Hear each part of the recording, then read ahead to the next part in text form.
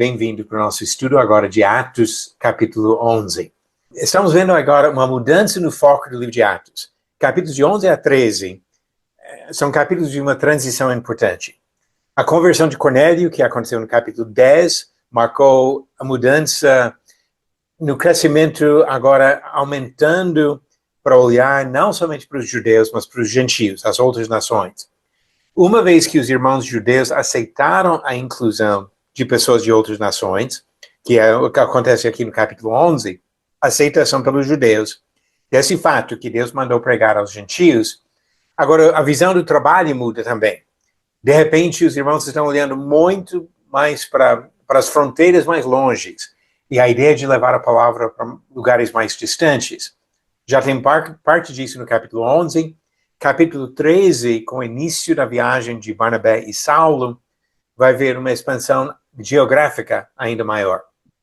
Outra coisa que observamos aqui é um pouco de mudança em termos de ênfase de igreja. Até capítulo 11, a igreja em Jerusalém foi a igreja mais influente.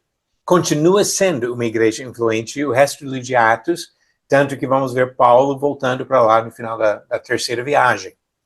Mas, em termos de evangelizar, de ir para mais longe, percebemos agora que Antioquia começa a assumir uma posição mais importante, talvez.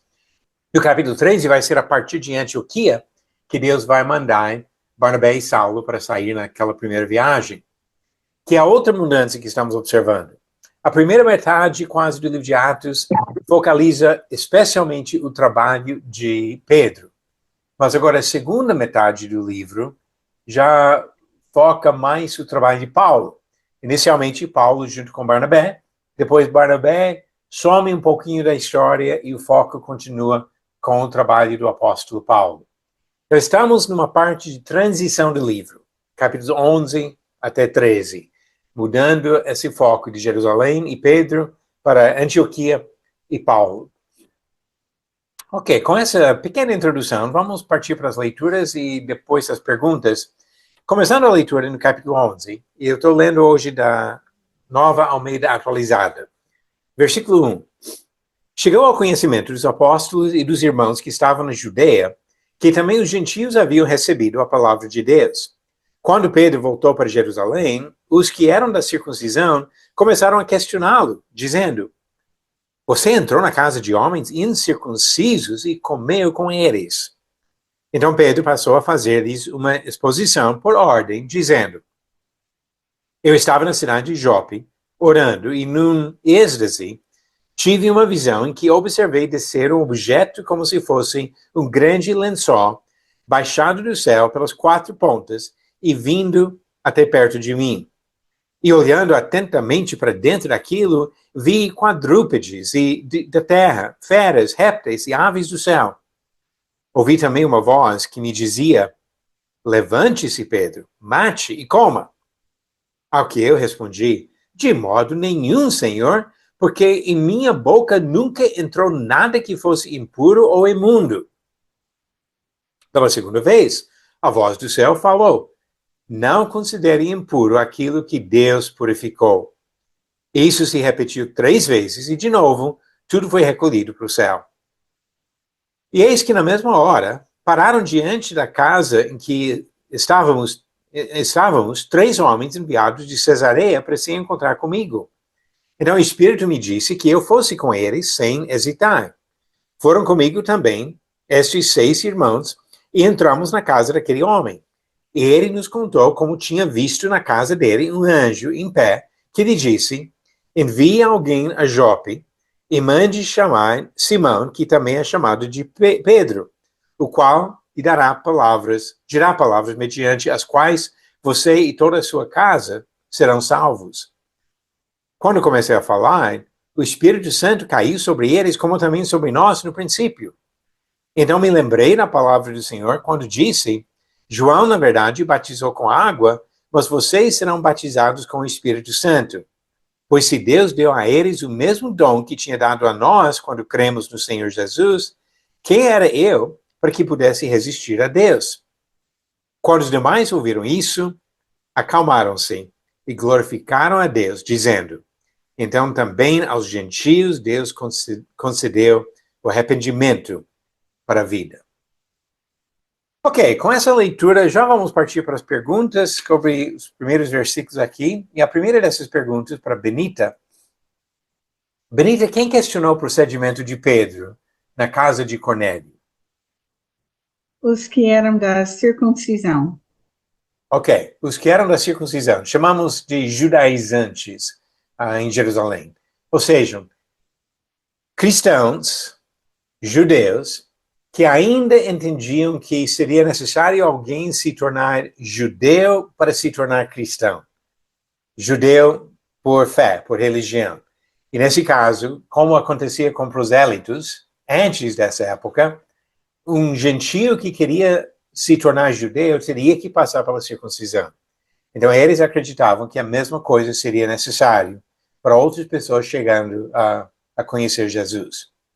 E pergunta 2, Rosana, como Pedro explicou sua decisão de ir para Cesareia? Ele explica aos irmãos, os judeus, ele explica toda a visão que ele teve. Essa explicação que a gente acabou de ler, né, de ouvir, encontra-se no versículo 4 até o versículo 17. Ele explica tudo o que aconteceu para que ele fosse estar na casa desse Simão. Ok, exatamente isso. Foi basicamente o que a gente estudou na última aula, 2 semanas atrás, que ele contou a história sobre a visão, os homens de Cesareia, a visita do anjo a Cornélio, a vinda do Espírito Santo sobre eles, não a decisão para ir para Cesareia nesse caso, mas o que acontece quando ele está em Cesareia, que eu incluí um pouquinho aqui. E pergunta número 3, Léo, complementando o comentário de capítulo 10, versículo 23, quando diz que alguns irmãos acompanharam, quantos irmãos de Jope acompanharam Pedro? 6. Ok, agora ele fala especificamente de 6 homens que entram nesse hall de testemunhas do que aconteceu. Pergunta 4, Beca, o que ele disse que havia acontecido com Cornélio antes de mandar chamar Pedro?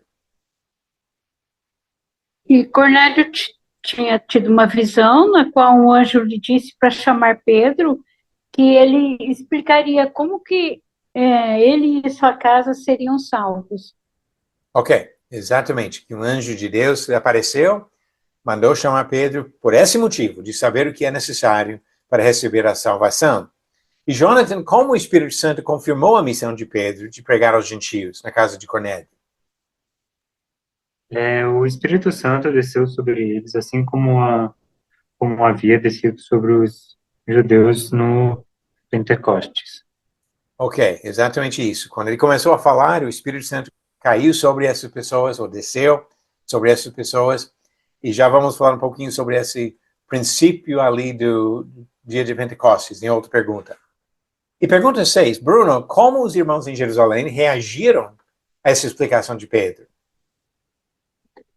Eles glorificaram a Deus, reconhecendo que ele concedeu arrependimento até mesmo para os gentios. Ok, exatamente. Uma atitude importante aqui.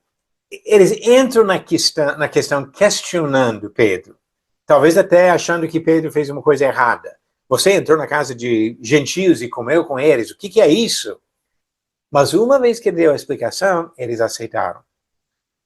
É um problema quando nós entramos numa conversa já com a decisão tomada e só querendo refutar qualquer coisa que a outra pessoa diz, ao invés de ouvir de fato. Eles ouviram todas as evidências que Pedro apresentou e chegaram à sua conclusão da verdade sobre o caso. Deus autorizou a salvação dos gentios.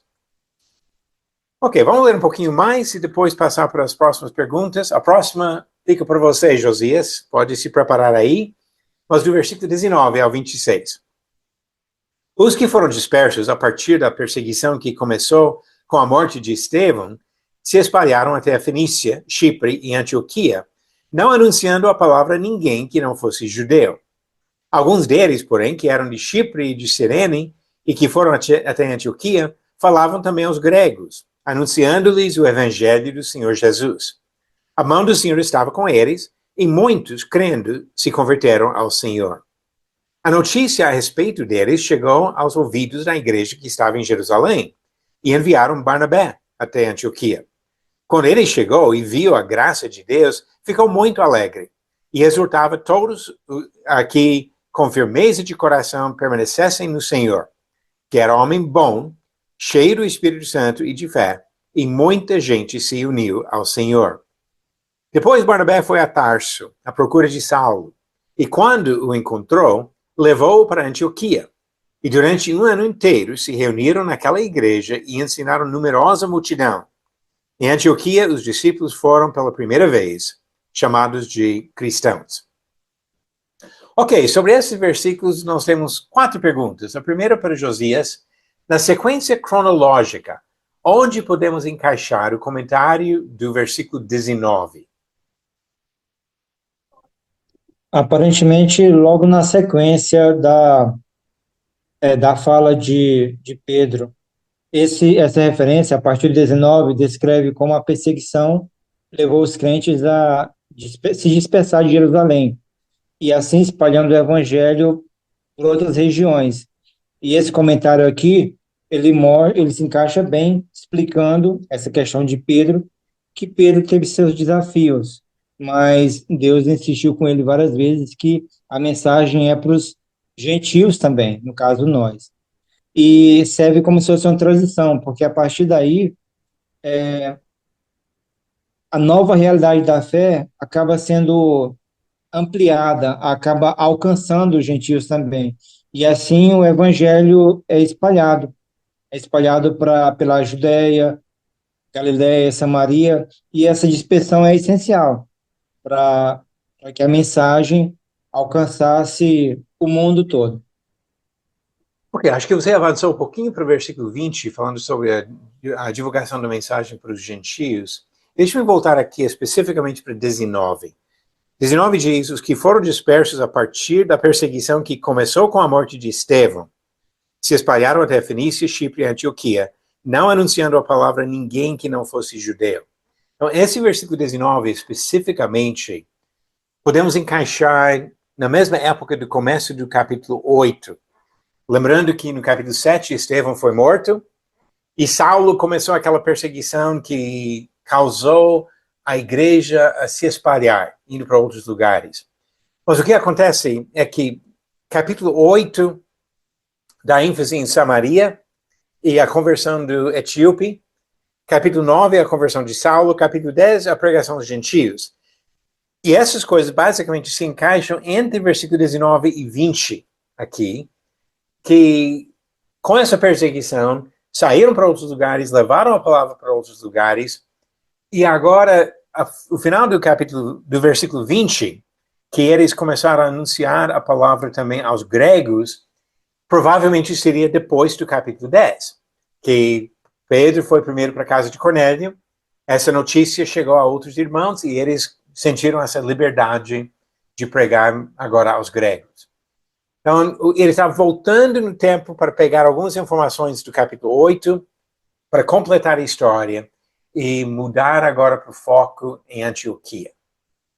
Ok, obrigado, Josias. Agora pergunta número 8 para Benita. Qual cidade recebe destaque no registro do resto do capítulo 11? Eu acho que eu acabei de falar. Antioquia. Ok, Antioquia. E como falei na introdução, que agora vai a ênfase em Antioquia. Só uma observação. Tem 2 cidades chamadas Antioquia no Novo Testamento. Historicamente, tinha 16 cidades com esse nome.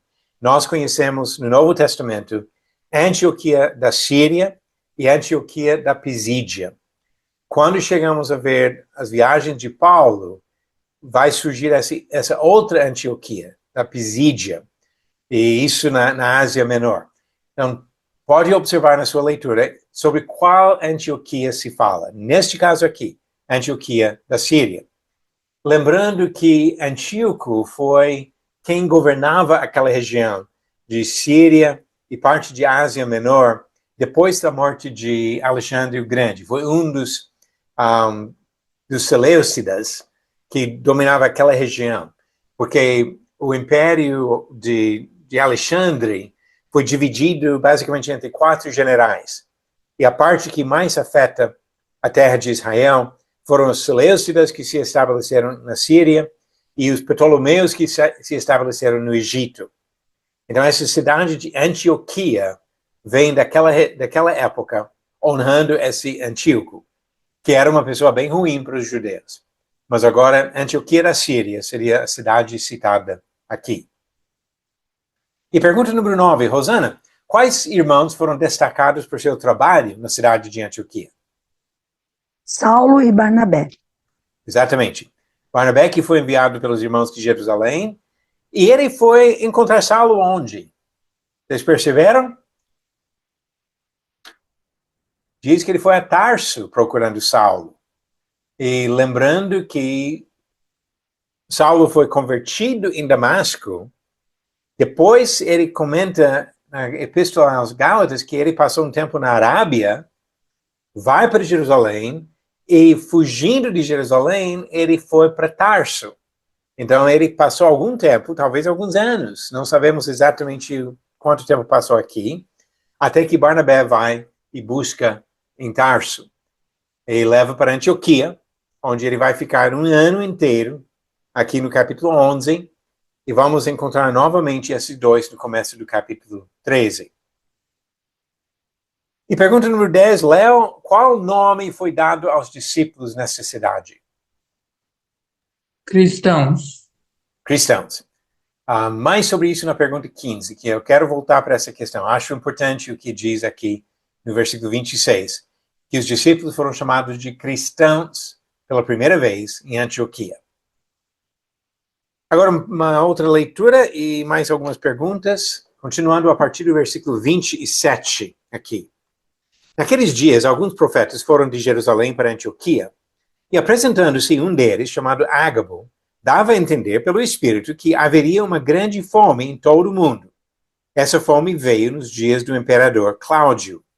Os discípulos, cada um conforme as suas posses, resolveram mandar uma ajuda aos irmãos que moravam na Judeia. E eles o fizeram, enviando essa ajuda aos presbíteros por meio de Barnabé e Saulo. Eu vou só mencionar que, novamente, estamos um pouquinho de fora da sequência cronológica aqui, mas isso vamos observar um pouco mais, talvez, semana que vem. Pergunta número 11 para Beca. Quem profetizou sobre fome que afetaria especialmente os irmãos da Judeia? O profeta Ágabo. Exatamente. Ágabo, profeta, um desses que foi de Jerusalém. Nós vamos encontrar Ágabo outra vez ainda no livro de Atos, com outra profecia importante. Mas a primeira vez que conhecemos Ágabo aqui no capítulo 11. E também sobre isso eu quero voltar na pergunta número 16. Agora, pergunta 12. Jonathan, como os irmãos de Antioquia reagiram a essa profecia? Eles enviaram socorro aos irmãos na Judéia conforme suas possibilidades. Ok. Mais para frente, pedindo ajuda para os irmãos na Judeia, Paulo vai comentar que vocês receberam ajuda espiritual deles e devem ajudar com necessidade material desses irmãos. Observamos a mesma coisa aqui. Foi a igreja em Jerusalém que mandou Barnabé para ajudar os irmãos em Antioquia. Então, eles mandaram uma ajuda espiritual. Agora, os irmãos em Antioquia estão enviando uma ajuda material para os irmãos lá na Judeia.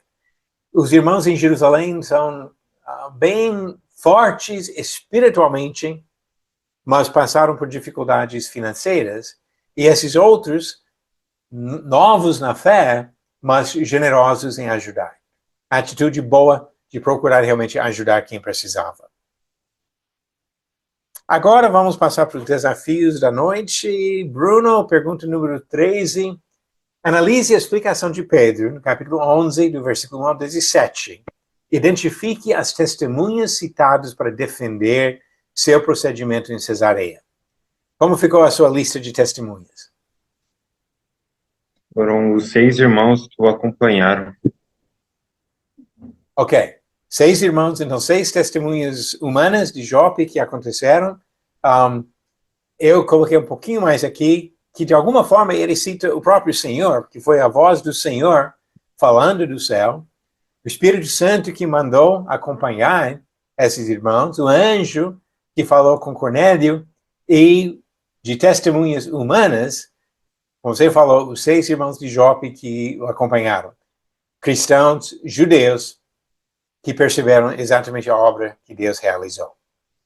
Ok, Josias, pergunta número 14. Pedro disse que o Espírito Santo caiu sobre eles, como também sobre nós no princípio. Ele se refere a que princípio? Explique o significado disso. Ele fala do Pentecostes, quando o Espírito prometido, ele vem sobre os apóstolos ali, e esses começam a falar em línguas estrangeiras. Pedro está falando, fazendo referência a esse período, enfatizando que o mesmo Espírito que operou neles, agora continua agindo com essa missão de salvar também os que não são judeus. Ok. O fato que Pedro está bem envolvido nos 2 casos até reforça o que Jesus tinha falado de dar para ele as chaves do reino. Em Atos 2, Deus usa Pedro para abrir a porta para os judeus. Agora, em Atos 10, usa Pedro de novo para abrir a porta para os gentios, como se fosse realmente a pessoa que está com as chaves. Interessante que ele não disse o Espírito Santo caiu sobre eles como acontece todos os dias com todas as pessoas convertidas. Tem pessoas hoje que têm a ideia que o batismo com o Espírito Santo seria algo para todos os crentes. Mas Deus nunca falou isso. Ele prometeu, Jesus prometeu para os apóstolos, e cumpriu a promessa em Atos capítulo 2, e aqui dá outra vez, mesmo não tendo prometido para os gentios no mesmo sentido.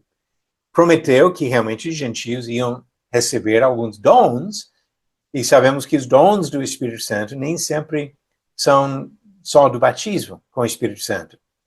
Também tem uma confusão às vezes por causa da expressão dom do Espírito Santo.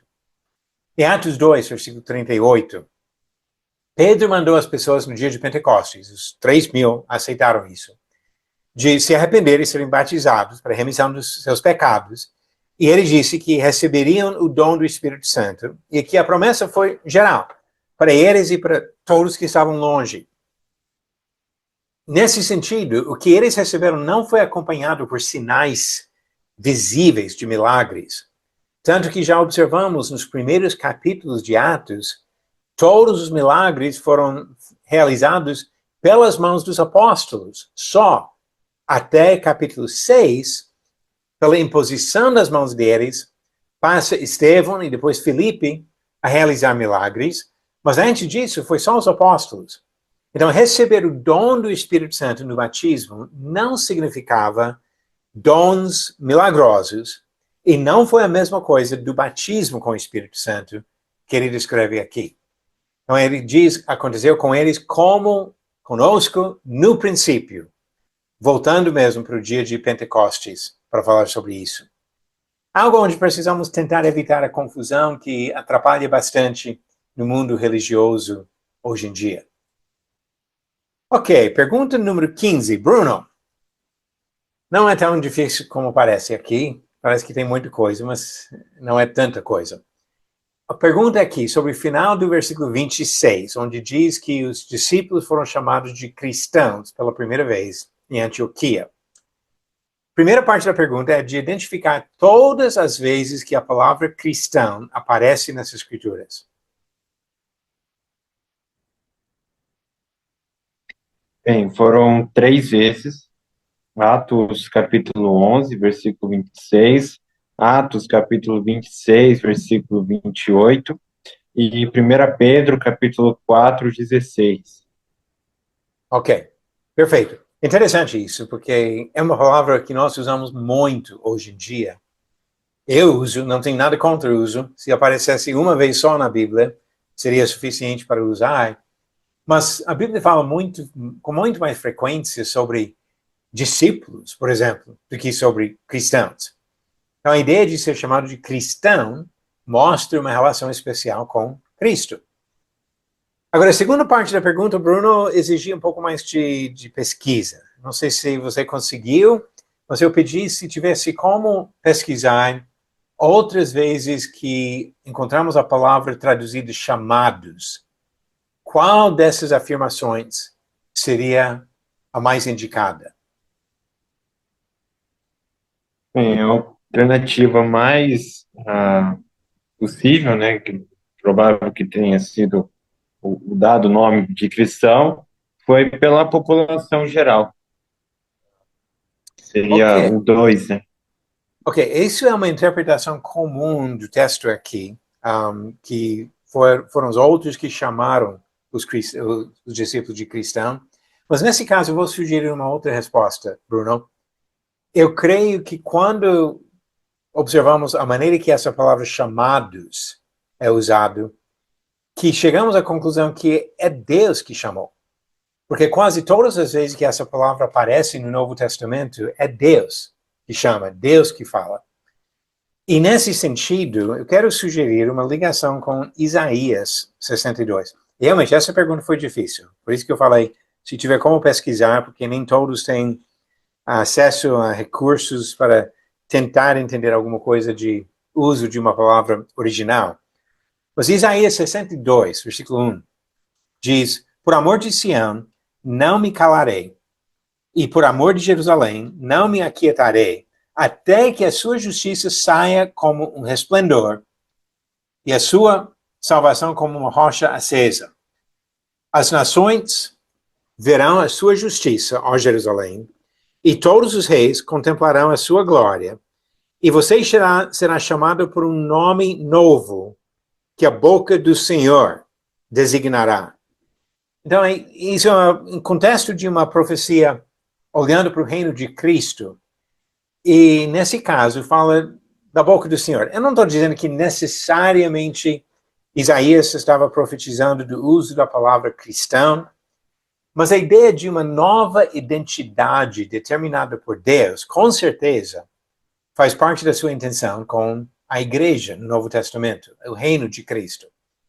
Então, eu acho bem provável que foi o próprio Deus que chamou os discípulos de cristão, e que esse nome ou descrição continua sendo usado ao longo do resto do Novo Testamento e até os dias de hoje.